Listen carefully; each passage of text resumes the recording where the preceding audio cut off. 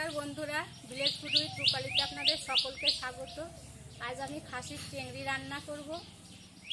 চিংড়ি রান্না করতে বেশি মশলা লাগে না, আমি অল্প অল্প মশলা নিয়েছি।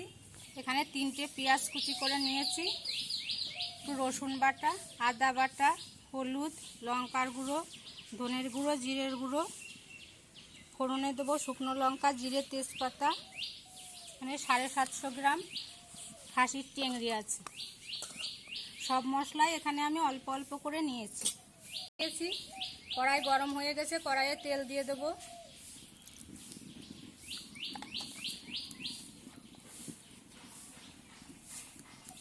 ফোড়নে দেবো তেজপাতা, শুকনো লঙ্কা, জিরে।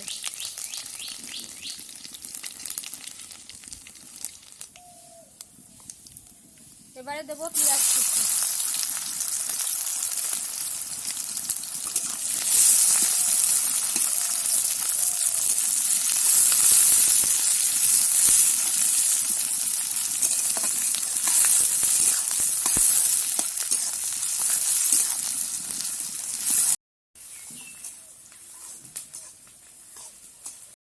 পেঁয়াজটা অনেকটাই লাল হয়ে এসেছে।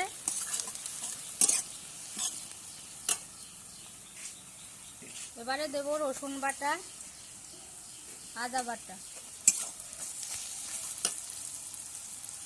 অল্প করে জল দিয়ে মশলাটা কষিয়ে নেব।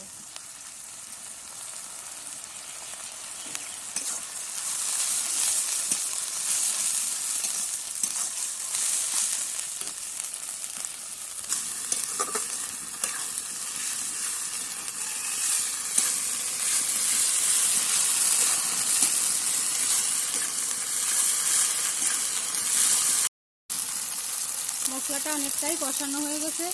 এবারে গুঁড়ো মশলাগুলো দিয়ে দেবো। হলুদ গুঁড়ো, লঙ্কার গুঁড়ো, জিরের গুঁড়ো, ধনের গুঁড়ো।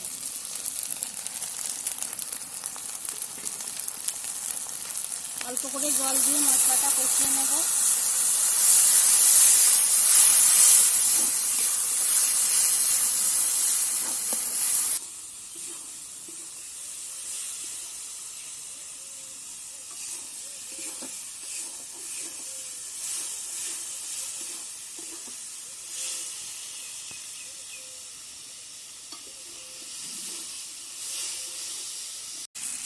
মশলাটা ভালোভাবেই কষানো হয়ে গেছে। এবারে চিংড়িগুলো দিয়ে দেবো।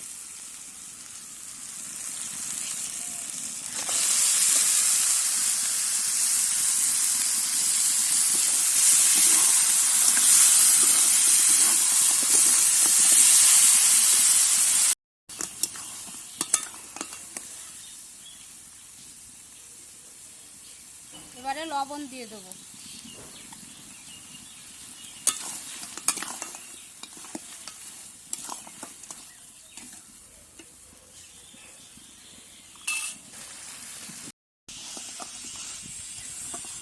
চিংড়িটা ভালোভাবেই কষানো হয়ে গেছে। এবার আমি একটা প্রেসার কুকারে মাটি দিয়ে নিয়েছি। চিংড়িটা 12-14টা সিটি না দিলে সিদ্ধ হয় না। প্রেসার কুকারে সিটি দিলে একদম নরম হয়ে যাবে।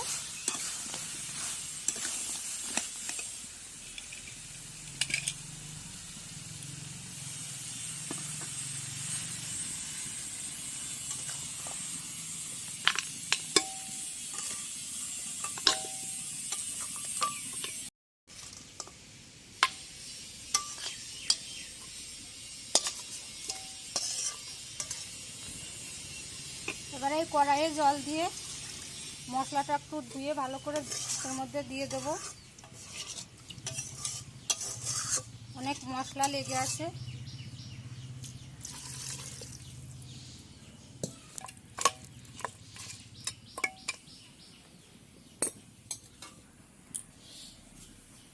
সিদ্ধ হওয়ার জন্য আরেকটু জল দিয়ে দেবো।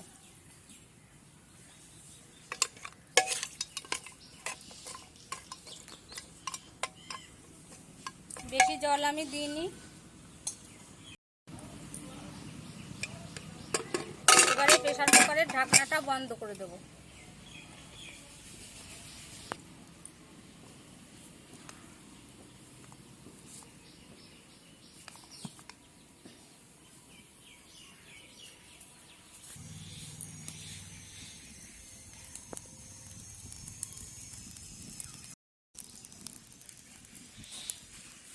এবারে আস্তে আস্তে জাল দিয়ে আমি 12-13টা সিটি দিয়ে নেব।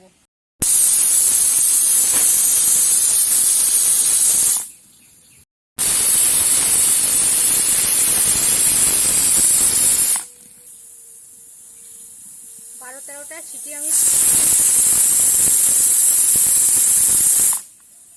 এবারে নামিয়ে কিছু সময় একটু এইভাবে একটু ঠান্ডা হতে দেবো, তাহলে আরো নরম হয়ে যাবে। এবারে খুলে দেখাবো কেমন হয়েছে।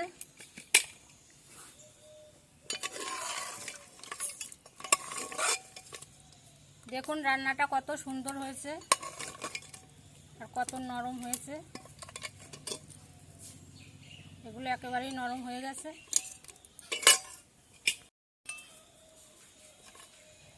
এবারে অল্প করে একটু গরম মশলা দিয়ে দেবো।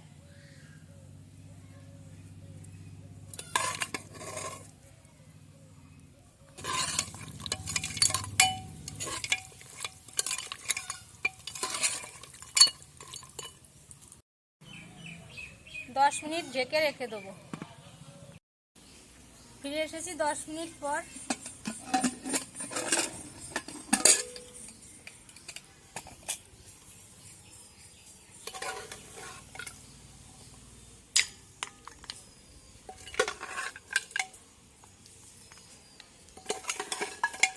দেখুন কেমন হয়েছে রান্নাটা।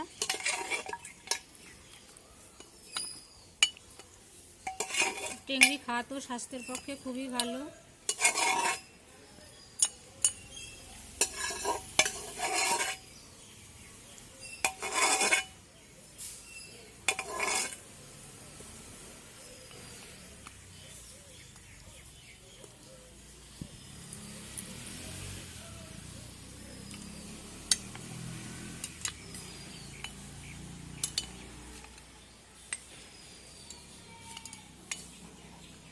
এবারে খেয়ে দেখবো কেমন হয়েছে।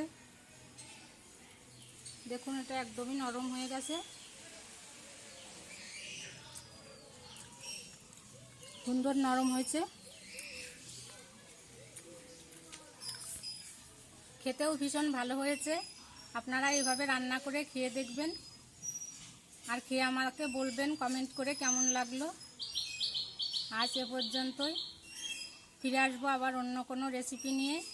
সবাই ভালো থাকবেন, ধন্যবাদ।